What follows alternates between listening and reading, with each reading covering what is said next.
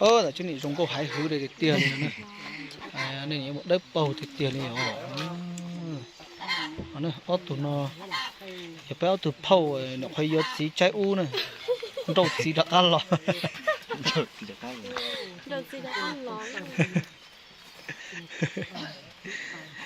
cứ xem người ta là thay đua tụi tao ót tụi nó ít tụi nữa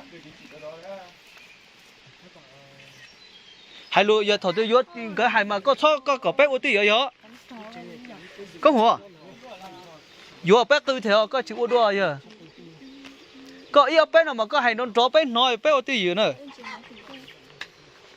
sao vô tạt âm nữa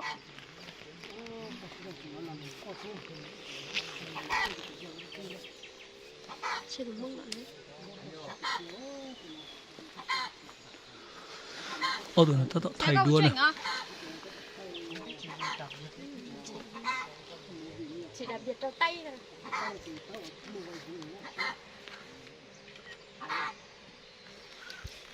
giờ có từ hắn lo ấy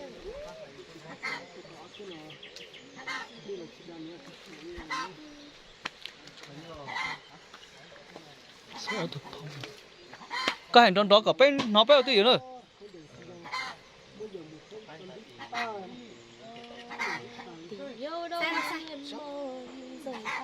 hay vô mới quay hay vô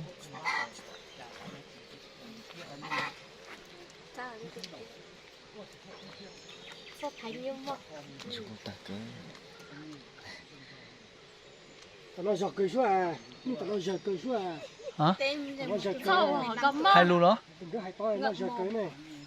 Tao coi trồng nó miếng một tí mà dần cái hành đó nó thắt nó hết. Hay vô không hay vô. Hay vô.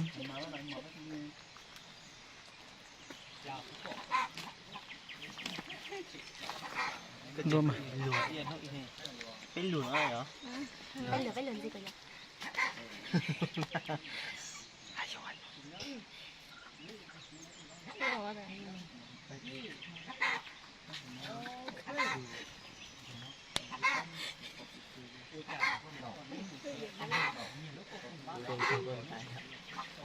Đây có thấy à? Có thấy à?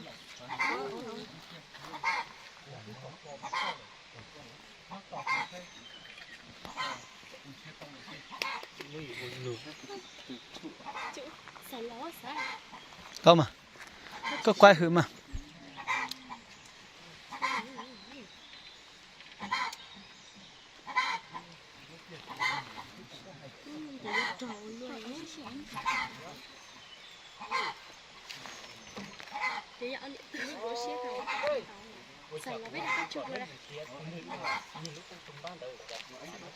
Hay vô rồi. Hay vô rồi. Này. Hay vô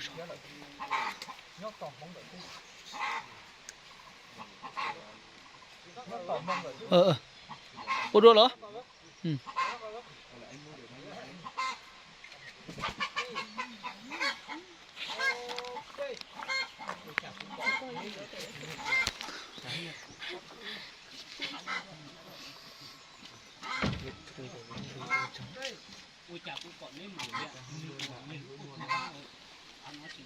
To đẹp.